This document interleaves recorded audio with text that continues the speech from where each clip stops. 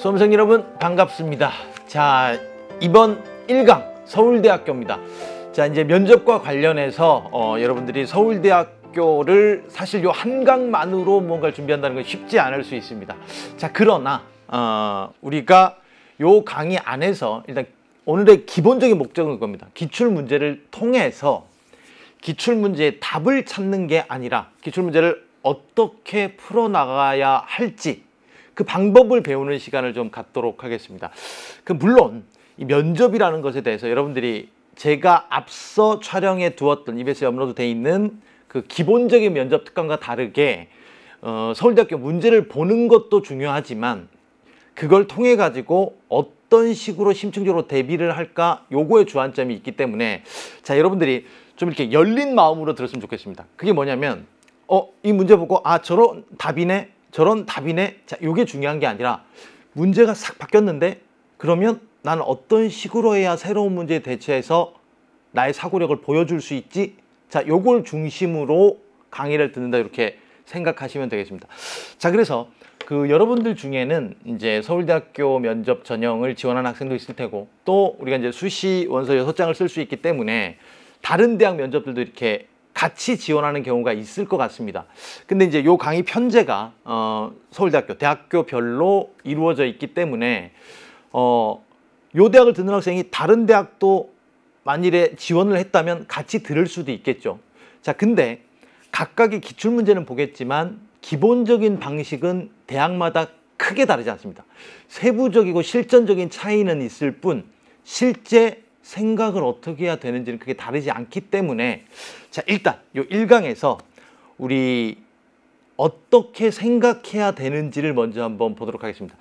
여러분 우리 서울대학교는 제시문이 주어지는 대학이기 때문에 기본적으로는 우리 수시에서 논술 전형의 문제와 유사한 점이 상당히 많습니다. 제시문이 주어지는 대학들은 대부분 같은 특징을 가지고 있고요. 자, 그래서 일단 지금은 처음에 시작할 때 그거를 한번 해봅시다. 제가 여기 가능할지 모르겠는데 제가 이제 우리가 인터넷으로 만나잖아요. 근데 실제 강의를 할 때는 여러분들의 답변을 듣고 우리가 생각을 이어나가면서 주고받는 방식입니다. 자, 그래서 여러분들은 사실은 제가 여기서 여러분 이거 답변해 보세요 라고 말씀드리고 가만히 서 있으면 이상하죠. 그러니까 여러분이 제가 질문을 드리면 끊고 생각을 좀 해보고 그리고 다시 켜고 이렇게 한번 따라와 보는 방식대로 우리 최대한 실전처럼 해보는 게 어떨까 이런 생각이 좀 듭니다. 자, 그럼 일단 질문부터 한 개. 자, 여기 한번 보시죠. 자, 자유의 의미에 대해서 여러분 한번 답변해 보십시오. 자, 답변해 봤죠? 생각해 봤는데 제가 여기서 말하는 건 그겁니다. 모든 면접은 제시문도 존재하고 질문도 존재하는데 질문이 훨씬 더 중요합니다.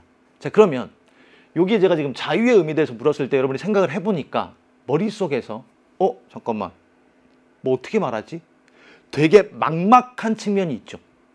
그럼 우리가 앞으로 이제 공부할 게 뭐냐면 요걸 할 때 어떻게 하면 내 생각을 좀 이어나갈 수 있을까를 공부를 하는 겁니다. 자, 그래서 최대한 우리가 압축해서 한번 생각을 해봅시다. 생각을 이어나가는 방법으로서 그래서 제가 제시하는 게 기본적으로는 분석과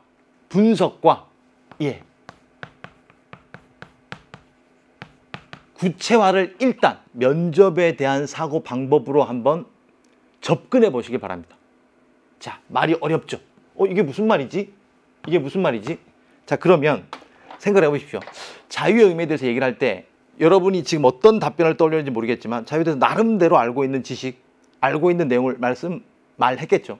자, 근데 여러 명의 학생들에게 답변을 들었을 때 합격하는 학생, 차별화된 답변은 뭐가 있을까를 고민을 해보면 일단 우리는 개념을 명확히 분석하는 것에서 출발을 해야 됩니다. 자, 그래서 요 자유에 대해서 한 가지 답변을 한다고 생각하지 말고 요 자유라는 단어, 개념을 이런 자유와 저런 자유로 나누어서 답변할 수 있으면 좀 더 좋습니다. 이해하시겠습니까? 자, 제가 이제 논술에서도 마찬가지고 지속적으로 여러분들에게 심어주고 싶은 게 이렇게 개념을 꼼꼼히 따져보는 사고입니다. 자, 그랬을 때 일단 제일 쉬운 건 그거거든요. 이런 자유와 저런 자유, 여러분 머릿속에 뭐가 떠오릅니까? 단어를 만들어 보세요. 무슨 자유와 무슨 자유? 예, 육체적 자유와 정신적 자유. 예, 뻔하게 떠오릅니다. 이해되죠? 자, 근데 그걸 한번 생각해 보십시오. 이것도 됩니다. 육체적 자유와 의미를 여기다 두 가지로 얘기하게 되니까 다른 사람보다는 내가 자유의 의미를 좀 나누어서 다각적으로 생각해 본다는 점에서 의미가 있습니다.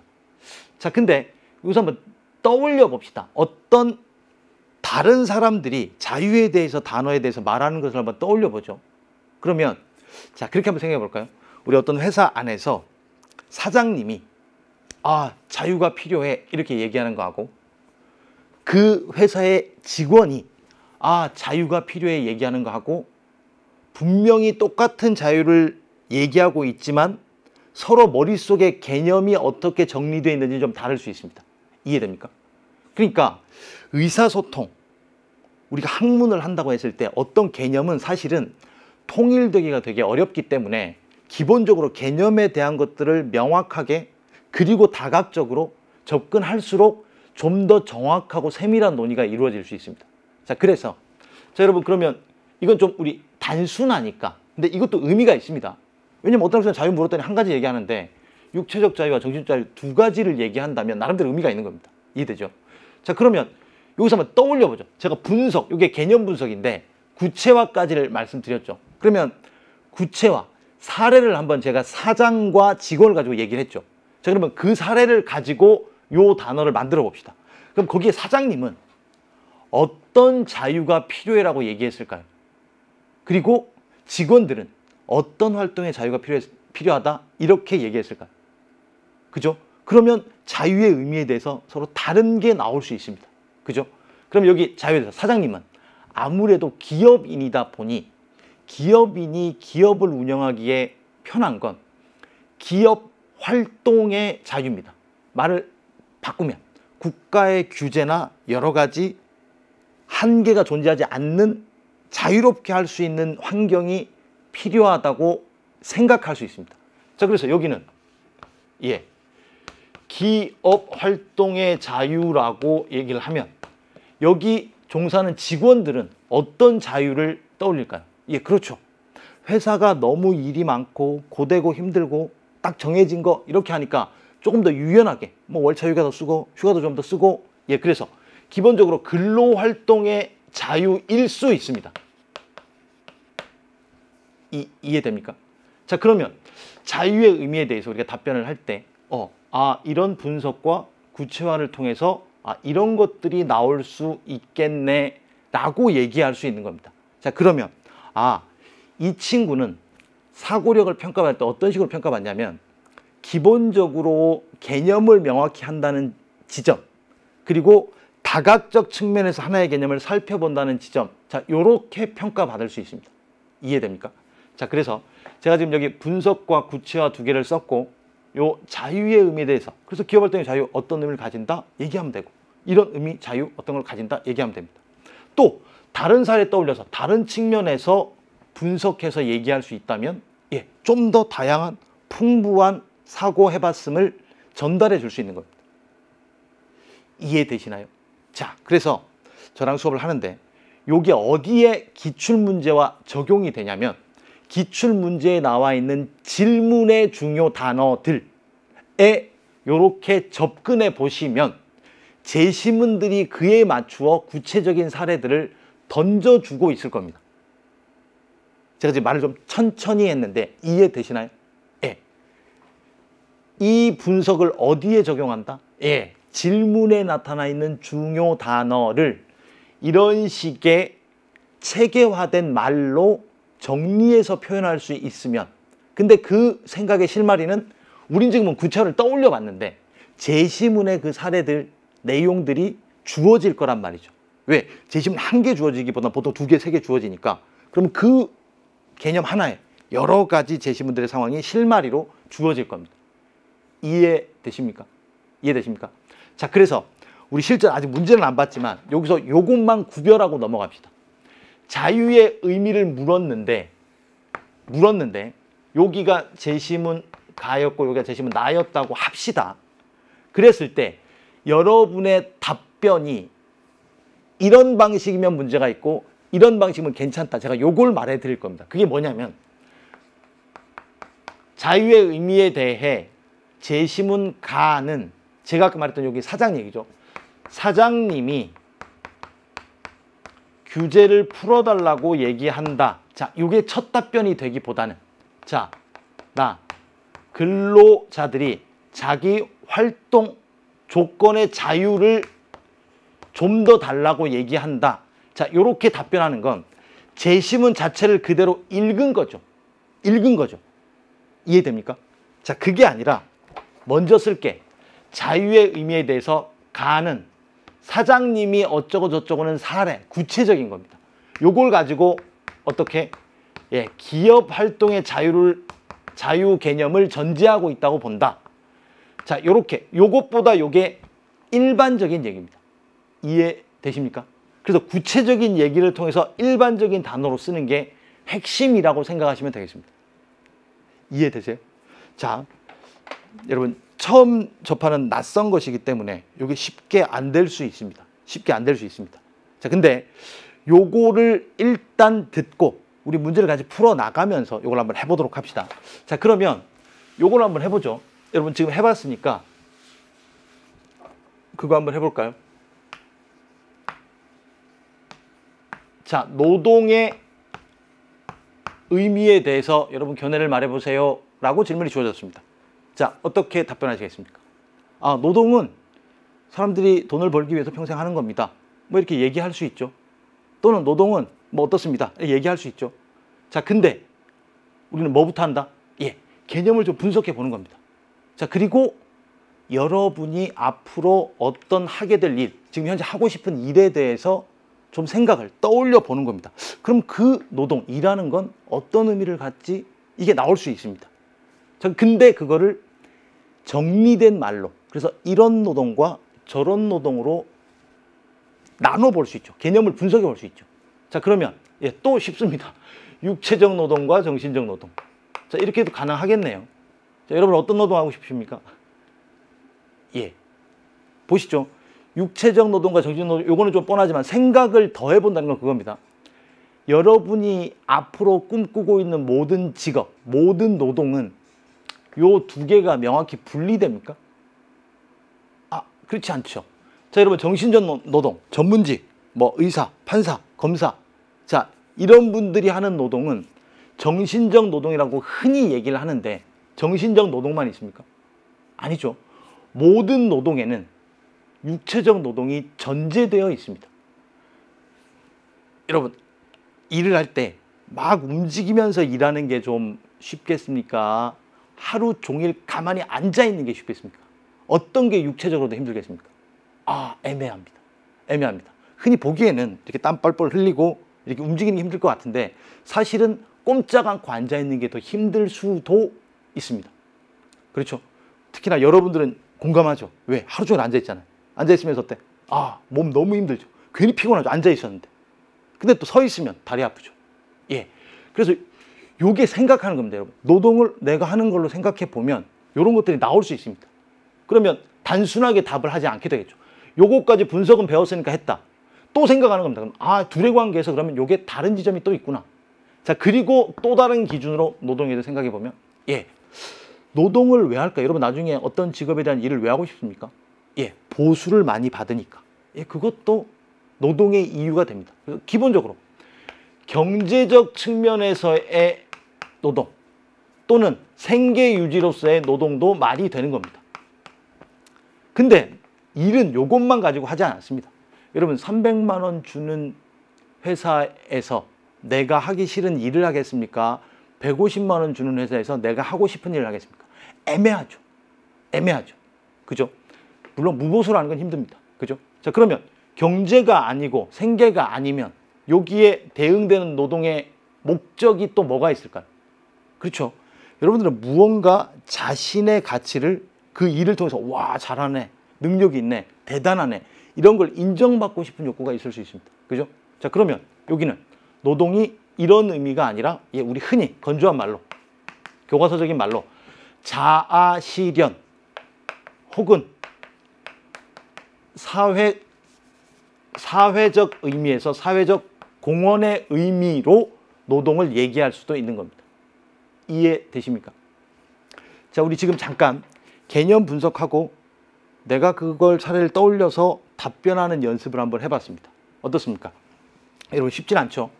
자, 그러니까 면접은 사고력을 측정하는 시험이 있고, 그러면 나는 면접에서 좋은 평가를 받으려면 사고력을 보여주어야 하고, 사고력을 보여주려면 내가 머릿속으로 생각을 더 많이 해봐야 하고, 근데 보통 우리는 머릿속으로 질문을 받으면 생각이 안 납니다. 자, 그래서 어떻게 하면 생각을 조금 더 해볼 수 있는 방법, 생각의 방법에 대해서 여러분들이 지금 해본 거라고 생각하면 됩니다. 두 가지 얘기했습니다. 분석하고, 개념 분석하고, 무언가 사례를 들어서 떠올려서 그거 가지고 다시 개념적으로 체계적으로 정리하는 것. 이해하시겠죠? 자, 그럼 요거 보시고 이제 서울대학교 기출문제를 한번 보시겠습니다. 자, 서울대학교 기출문제가 사실은 그 시간 내에 쓰기가, 그 답변하기가, 풀기가 쉽지는 않습니다.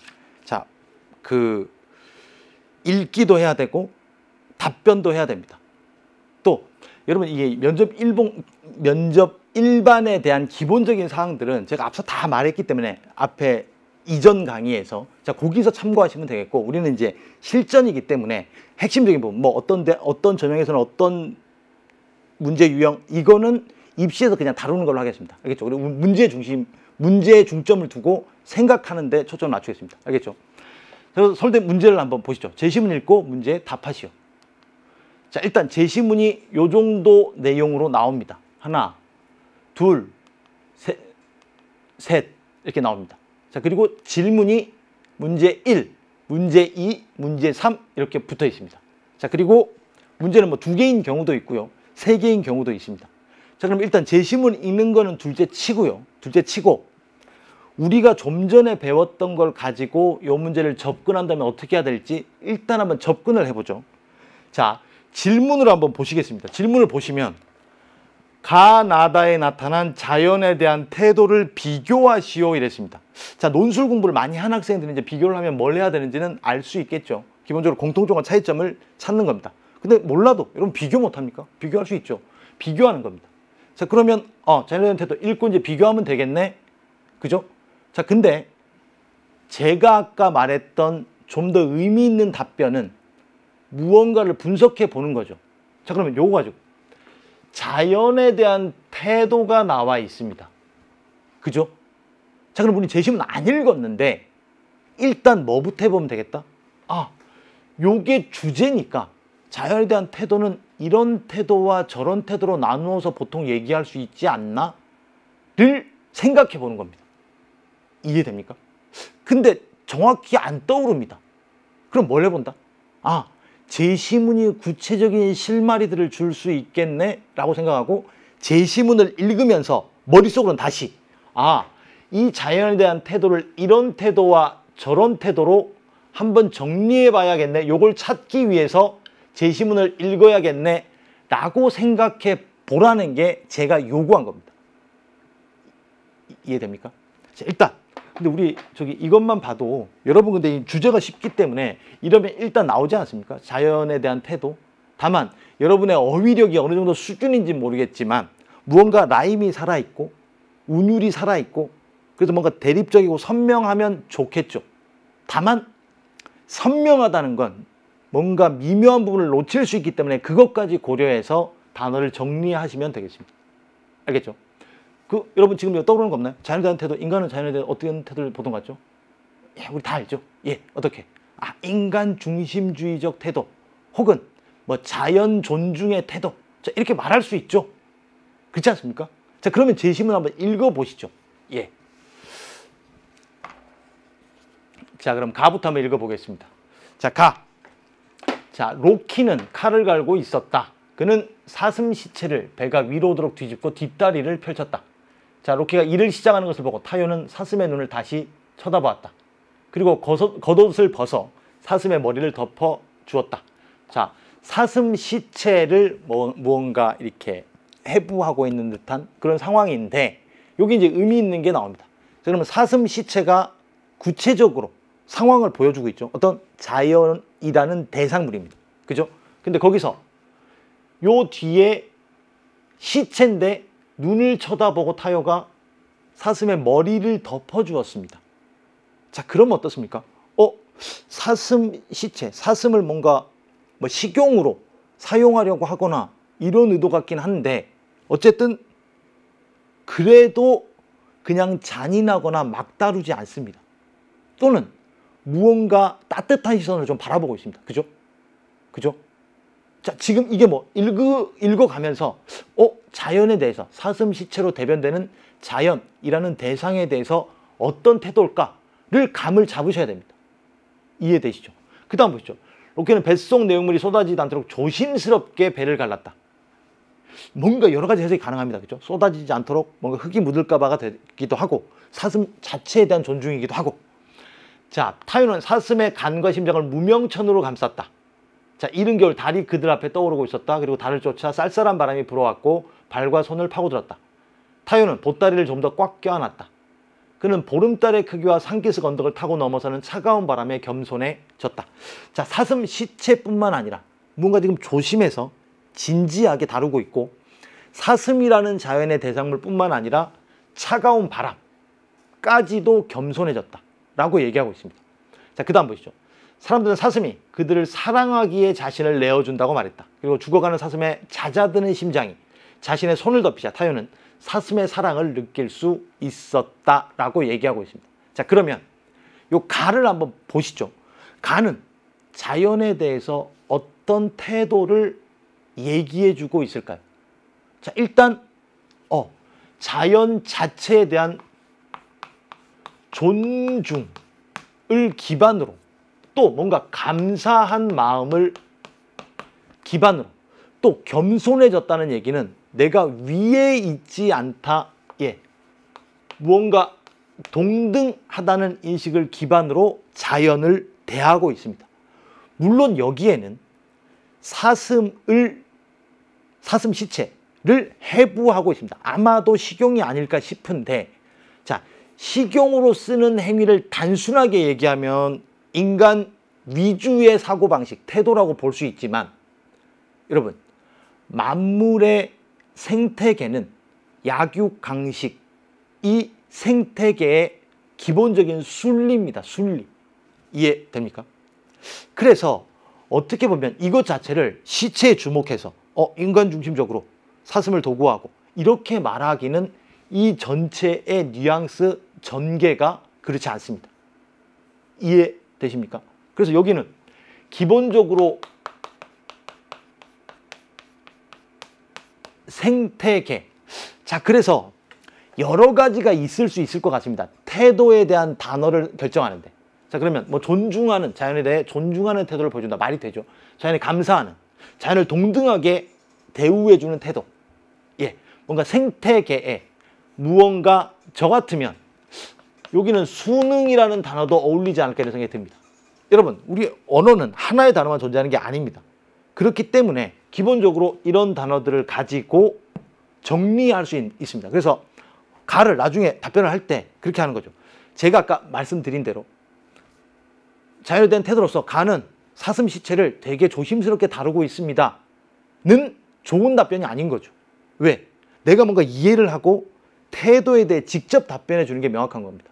그러면 답변할 때 제시문 가는 자연에 대한 태도로서 순응적인 태도를 보여주고 있습니다. 생태계의 순환을 감사하게 따라가는 태도를 보여주고 있습니다. 자, 이렇게 말하는 게 요 제시문을 내가 이해했음을, 이해력이라는 사고력을 보여주는 겁니다. 이해되십니까? 이해. 예. 자, 그러면 요 관계를 항상 그렇게 생각하시면 되겠습니다. 이게 뭐 모든 것에 적용되는 건 아니지만 우리가 논술과 면접, 특히나 논술과 유사한 제시문이 나오는 면접 문제에서는 제시문과 내 답변의 관계가 기본적으로 내 답변은 일반적인 답변이 될 수밖에 없습니다. 이해되세요? 자, 그러면 제시문은 일반적인 것일 수도 있고 구체적인 소설, 시, 문학, 이게 통합적인 교과를 기반으로 해서 나오는 것이기 때문에 뭐 그런 것들이 많이 나올 수 있습니다. 그러면 여러분 항상 그렇게 생각하시면 됩니다. 구체적인 제시문이 나와 있으면 일반적으로 좀 답변해 주고, 일반적인 내용이 나와 있으면 내가 그걸 이해한 걸로 재구성해서 답변해 주고, 또 일반적인 제시문을 이해할 때는 구체적인 걸 좀 떠올려서 이해를 좀 더 풍부하게 하고, 자, 이렇게 이해를 좀 해 주시면 되겠습니다. 그게 제가 여기 읽으면서 사슴이 자연이라는 대상물, 여기는 보름달, 바람까지도 겸손하면 여기에서 태도를 엿볼 수 있구나, 이렇게 이해되십니까? 예, 그러면 비교를 해야 되니까 여기가 일단 가가 이런 정도의 의미를 보여주었습니다. 자, 그러면 나를 한번 보시겠습니다. 자, 자연 보전주의자가 무엇인가에 대한 정의를 여러 읽어봤고, 나 자신도 몇 개 써보기도 했다. 하지만 가장 좋은 정의는 펜이 아니라 도끼로 쓴 것이 아닐까 싶다. 자, 좀 어렵습니다. 일단 중요한 게 자연 보전주의자. 자, 그 말은 자연에 대한 태도와 직접 연관되는 단어가 나왔습니다. 그러면 이 나의 입장도 자연을 보존하자는 입장. 그러면 가와 유사점이 있네요. 자연을 보존해야 된다. 자연을 존중해야 된다. 자, 그게 대립될 수 있을까요? 뭔가 생태계의 약육강식 원리가 자연을 보존하는 걸까요? 보존하지 않는 걸까요? 약간 애매하죠. 보통 인간이 무자비하고 잉여 자원을 축적하기 위해서 과도하게 사냥을 하거나 무슨 어획을 하는 게 문제가 되는 것이지, 원래 인간도 동물의 일종이니까 동물들처럼 생태계 순환이 이루어지는 자연스러운 순리라면 가도 보존이 안 되는 건 아닐 수 있습니다. 이해됩니까?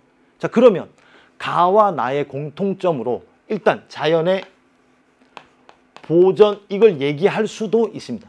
우리 비교를 해야 되니까 각 제시문을 어떤 태도인지도 찾아야 되지만 비교도 해야 되니까, 그럼 이거는 가와의 공통점이 될 수도 있겠네요. 그죠? 자, 그 다음에 한번 읽어보시죠. 그럼 차이점이 뭐가 있을지, 그래서 여기는 어떤 태도일지 보면, 나무를 베거나 나무를 벨지 결정하면서 생각을 하는 일이 바로 그거다. 보전주의자란 도끼질을 할 때마다 땅 표면에 자신의 서명을 쓰고 있음을 겸손히 깨닫는 사람이다. 자, 이건 나중에 3번 질문에 나옵니다. 자, 어쨌든 보전주의자는 도끼질을 할 때마다 자기 서명을 겸손하게 깨닫는 거다. 아직 잘 모르겠습니다. 그 다음, 난 언제나 소나무보다는 자작나무를 베어낸다. 왜 그럴까? 소나무 아래는 언젠가 트레일링 아부투스, 수정란풀, 노루발, 린네풀 등이 자라겠지만 자작나무 아래는 기껏해야 용담이나 있을 뿐이다. 자, 여기서 소나무와 자작나무를 구별하고 있습니다. 뉘앙스가 기껏해야. 그 말은 소나무는 무언가 자연 생태계에 여러 혜택을 주는 나무고, 자작나무는 기껏해 용담, 무언가 쓸모가 좀 덜하지 않을까. 자, 이런 뉘앙스가 드러나 있죠. 그 다음 보죠. 소나무에는 언젠가 도가머리 딱따구리가 둥지를 틀겠지만 자작나무에는 털로색 딱따구리나 있으면 다행이다. 그러니까 이게 뭔지 모르겠습니다. 딱따구리 모르겠지만 나 있으면 다행이다. 어조를 통해서 이게 뭔가 경시되는 느낌이 있죠. 그 다음, 4월이 되면 소나무 사이의 바람은 나를 위해 노래를 부르겠지만 같은 시기에 자작나무는 그저 덜걱거리는 헐벗은 나뭇가지일 뿐이다. 저는 소나무와 자작나무를 대비시키면서 소나무의 뭔가 유용성, 나름의 의미를 얘기하고 자작나무는 좀 경시하고 있습니다. 내 편애를 설명할 만한 이런 이유들은 중요하다. 이런 것들이 도끼를 쓰는 사람이란 반드시 예측하고 비교하고 판단해야만 하는 이득과 손실이다 라고 얘기하고 있습니다. 자, 그러면 제시문 나의 경우에는 기본적으로 자연을 보존해야 된다는 태도를 기본적으로 갖고 있습니다. 근데 앞에서 보면 뭔가 자연에 순응하는 태도라기보다는 여기는 어떻습니까? 보존을 하긴 해야 되는데 기본적으로 자연에 인간의 가치 판단이 개입됩니다. 그래서 자연을 기본적으로 인간의 기준, 이득과 손실의 기준에 맞춰서 대하는 태도가 드러나는 겁니다. 이해되십니까? 자, 그래서 여기는 가치 판단이 개입됨으로 인해서 자연을 인간 중심으로 본다라고 얘기할 수 있습니다. 이해되십니까? 자연을 보호해야 되는 건 맞는데 무언가 인간의 가치 판단에 따라서 저거는 별로고 저거는 좀 해야 돼. 그래서 이건 나는 이렇게 하겠어 라고 얘기하는 겁니다.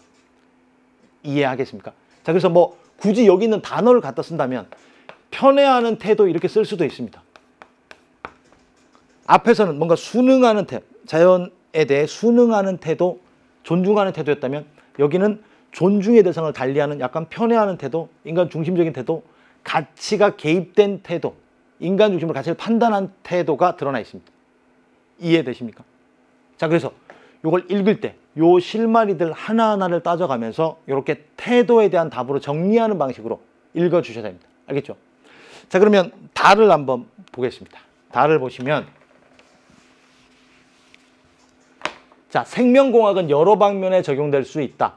각종 독소에 대한 저항력을 향상시키는 유전자를 삽입하여 유전자 변형 곡물을 상품화할 수 있다. 자, 생명공학 익숙합니다. 어떻게? 인간이 무언가의 편리를 위해서, 뭐 대부분 인간의 편리겠죠. 인간의 편리를 위해서 각 자연의 변형을 가하는 것을 얘기하고 있습니다. 그죠? 자, 그러면 유전자 변형할 수 있다. 요것만 읽어도 일단 그 인간 중심적이라는 태도에서 나와 공통점이 생길 수 있습니다. 이해되십니까? 그죠? 또 기본적으로 여기는 자연에 대한 보전, 생태계에 대한 순응보다는 훨씬 더 강화된, 나보다 더 강화된 인간을 위해 자연을 아래로 보는, 그래서 이거는 어떤 태도? 열등하게 보는, 인간을 위해서라면 생명공학, 자, 이렇게 이해할 수 있는 겁니다. 이해되십니까? 읽어보죠. 그리고 변형된 조직 구성을 가진 곡물을 동물의 사료로 사용하면 보다 효율적으로 육류를 생산하면서도 동물이 배출하는 메탄가스는 감소시킬 수 있다. 또한 인간 질병에 대한 연구를 진행하는 데 있어서 유전적으로 변형된 동물을 사용하면 보다 정확하고 적합한 모형을 구성할 수 있고, 아울러 기존에 사용했던 동물에 비해 상대적으로 작은 동물로 연구를 진행할 수 있다. 이건 전부 다 연구의 편리성, 결국 그게 가져올 효율성 때문에 저 실험을 하게 되는 겁니다. 이해되시죠? 그래서 다는 인간 중심적으로 바라보고 동물을 자연을 열등한 존재로 바라보는 태도라고 얘기할 수 있습니다. 이해되십니까? 자, 그리고 공통점과 차이점은 이렇게 묶일 수 있죠. 이해되시죠? 자, 그러면 여기 문제 1번부터 이제 정리를 해보겠습니다. 정리를 해보시면, 자, 가나다에 나타난 자연에 대한 태도를 비교하시오 이랬으니까 비교하는 건 공통점과 차이점을 찾는 겁니다. 그랬을 때 전체 세 제시문이 다 자연에 대한 태도를 나타내고 있는데, 일단 가와 나는 다와 좀 다릅니다. 어떻게? 자연계의 질서, 자연계를 잘 보존하자는 측면에서는 공통적이지만 여기는 보존에는 관심이 없습니다. 인간 중심입니다. 그렇게 따지면 여기 나와 다는 인간 중심인데, 어쨌든 나도 보존하자고는 하지만 인간의 판단에 의해서 의미 없는 나무들이 생기기도 합니다. 그래서 여기는 나는 인간 중심이긴 한데 가는 다시 다르죠. 여기는 인간 중심이 아니라 동등하게 보는 태도를 보여주고 있습니다. 이해되죠? 자, 그러면 나, 다의 차이점은 여기서 드러나고, 이렇게 하면 공통점과 차이점이 다각도로 비교될 수 있는 겁니다. 이해되시죠? 자, 그럼 요거 2번 문제 한번 보겠습니다. 2번. 인류가 직면할 문제에 대처하기 위해 가나다 중 지향해야 될 자연에 대한 태도는 무엇인지 자신의 견해를 제시하시오 그랬습니다. 자, 그러면 요걸 한번 보시죠. 이제 이게 중요한 게, 제가 오늘 말씀드린 면접 사고를 하는 되게 중요한 방식 중에 하나가 개념을 좀 따져보고, 그리고 구체적으로 상상, 떠올려서 내 생각을 이어가는 겁니다. 자, 그러면 문제 2번을 봤더니 인류가 직면한 문제에 대처하기 위해 가나다 중 지향해야 할 자연의 태도는 무엇인지 견해를 제시하시오 이랬습니다. 자, 그러면 항상 그것부터 생각하십시오. 무언가 아까 제가 처음에 얘기한 것처럼 자유가 필요해라고 말하는 건 누구에겐 이런 뜻이고 누구에겐 이런 뜻입니다. 자, 그러면 여기도 되게 추상적인 말이 나와 있습니다. 그게 뭐냐면 인류가 직면한 문제에 대처하기 위한 태도입니다. 이해하시겠습니까? 자, 그러면 인류가 직면한 문제가 어떤 문제와 어떤 문제로 나뉠 수 있는지에 따라서 가나다 중 지향해야 될 자연에 대한 태도는 무엇인지가 좀 달라질 수 있습니다. 이해됩니까? 자, 그럼 여기 문제 의도상 기본적으로 현재 이제 개발 때문에 환경 파괴가 심각하게 진행되고 있는 문제라면 가나다 중 택해야 될 태도는 무엇일까를 봤더니 가나다가 기본적으로 선택할 수 있는 겁니다. 이해되십니까? 이해되십니까? 근데 요게 환경 문제가 기본적으로 인간 중심주의적인 인간에 의해서 문제가 발생하는 거라면 나와 다가 기본적으로 안 되고 가가 지향해야 될 태도가 될 수도 있습니다. 이해하시겠습니까?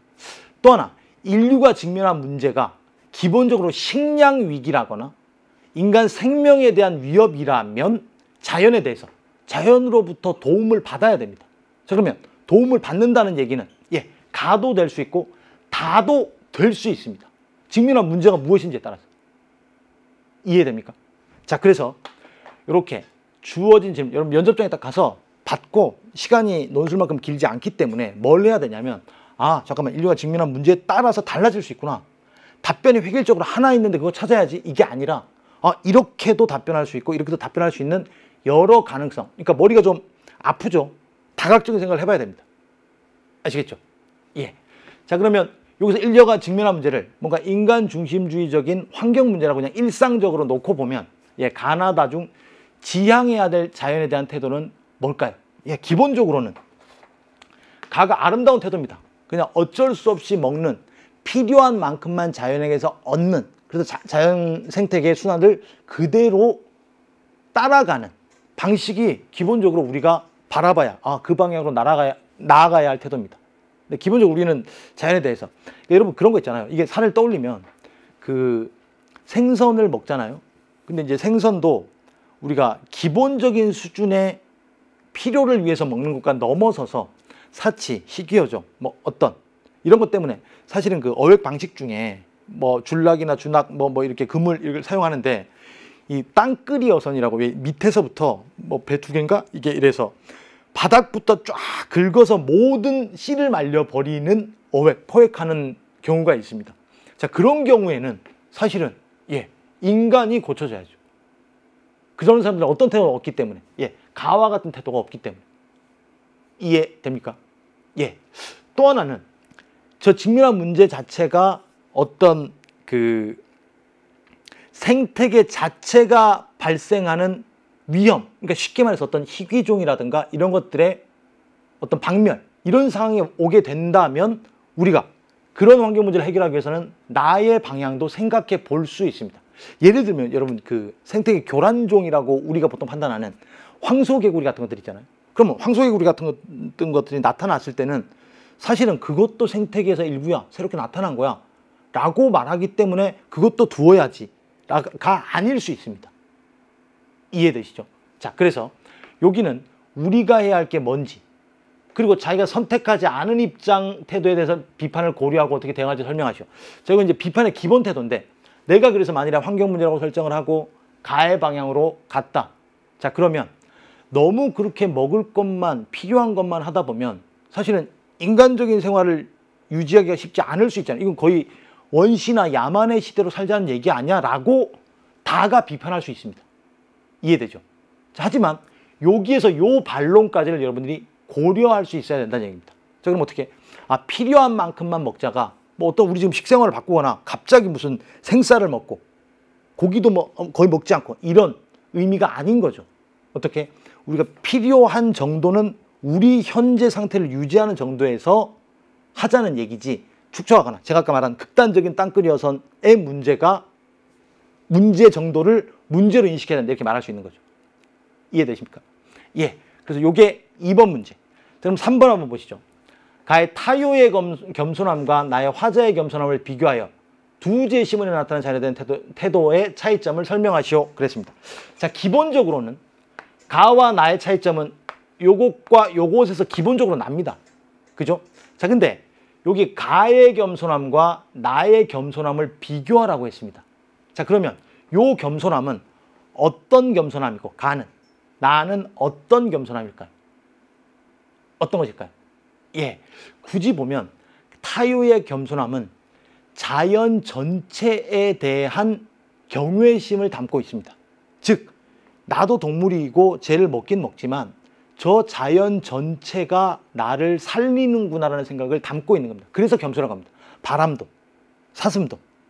이해되시죠? 그래서 여기는 이 겸손함이 자연 전체에 해당한다고 본다면, 이게 나에 나타난 화자의 겸손함은 겸손한 태도로 도끼를 찍는 것이다, 이렇게 얘기했을 때는 분명히 인간이 판단하고 그게 옳기 때문에 저 방향으로 나아갈 수 있다라는 점을 얘기하고 있는 겁니다. 아시겠습니까? 자, 그래서 여기가 뭔가 포괄적이고 보편적인 자연에 대한 겸손함이라면, 예, 여기는 뭔가 인간의 자세, 우리가 흔히 얘기하는 자세나 태도 정도의 겸손함이라고 얘기할 수 있습니다. 이해되시죠? 그래서 둘의 차이점은, 예, 자연 자체를 전체적으로 고마움, 감사함을 가지고 있기 때문에 동등한 지점까지 나아가는 것이고, 여기는, 예, 인간이 개입되어 있다는 측면에서 한계를 가지는 겸손함이라고 볼 수 있습니다. 그래서 이건 인간적인 겸손함입니다. 기본적으로. 저기는 자연 자체에 대한 존재로서의 겸손함. 이해되시죠? 자, 요게 우리 서울대학교 문제입니다. 서울대학교 문제. 자, 그랬을 때 여러분, 우리 첫 시간 요거 하나로 서울대 문제가 반드시 해결되진 않습니다. 자, 그러면 제가 그거를 좀 강조를 하고 싶습니다. 면접에서 대학이 여러분을 평가하는 것은 기본적으로 제일 중요한 게 사고력이죠. 우리가 한 건 이 사고력을 키우는 방법에 대해서 고민을 좀 해본 겁니다. 방법에 대해서. 그래서 그 방법이 뭐다? 예, 개념 분석 좀 해보고 구체화, 사례를 좀 떠올려 보는 겁니다. 이해하시겠습니까? 예. 그리고 두 번째, 조금 실전적인 측면에서. 자, 그러면 여러분 그렇게 생각하시면 됩니다. 어떤 질문이 주어지더라도 거기에 중심 개념이 담겨 있다면 그 개념에 대해서 사례 떠올리고 개념 쪼개보는 겁니다. 이해하시겠습니까? 자연에 대한 태도가 아니라 다른 게 나와 있겠죠. 이해되죠? 요거 그 서울대학교 또 다른 문제 중에 하나가 무의미한 인생, 유의미한 인생이 나와 있습니다. 이해하시겠습니까? 자, 그러면 그러니까 제가 지금 예를 조금 드는 게, 문제는 달라졌는데 그게 서울대 기출문제입니다. 그러면 유의미한 인생과 무의미한 인생에 대해서 내가 얘기를 해야 되면, 여러분들은 인생의 의미라는 게 어떤 의미가 있을 수 있고 어떤 의미가 있을 수 있다라고 분석하는 겁니다. 그리고 나서 뭐 한다? 예, 여러분의 사례 떠올리는 겁니다. 자, 그럼 여러분 지금 수험생활 하고 있죠. 서울대학교를 가기 위해서 열심히 공부하고 있죠. 의미 있는 인생입니까? 아, 의미 있는 것 같습니다. 자, 어떤 면에서 의미가 있죠? 어떤 면에서? 예, 이렇게 생각하는 겁니다. 이해되시죠? 자, 그래서 요 지점 잘 생각하시면 되고, 좀 더 구체적인 걸로 요거까지만 기억하시면 되겠습니다. 기본적으로 질문에 집중하고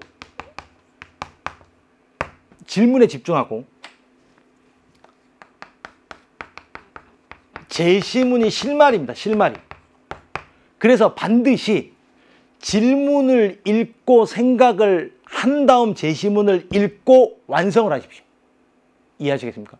질문을 읽고 생각, 개념 분석, 사례 떠올려 보고 완성. 아, 뭐 그게 어렵게 뭘 왜 그럽니까? 그냥 지금 읽으면 되지.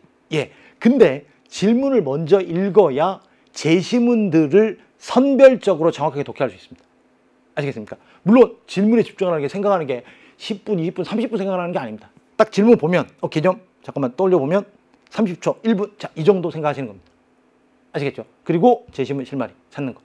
자, 요것만 고민을 하고 뒤에 우리 자료실에 올려져 있는 다른 문제들은 여러분들이 한번 접근을 해 보시면 되겠습니다. 아시겠죠? 자, 서울대학교만 시험 보는 학생들은 자, 요 강의 하나로 일단 요것만 가지고 기출문제로 훈련해 보시면 되겠고, 연세대와 고려대까지를 같이 뭐 지원하는 학생들이라면 많은 학생들이 그렇기 때문에 뒤에 강의를 들으면서 또 같이 요걸 좀 심화하고 조금 다른 유형을 같이 다뤄보도록 하겠습니다. 알겠죠? 예, 1강 서울대 듣느라고 수고 많으셨습니다. 자, 우리는 2강에서 만나는 학생 다시 만나겠습니다.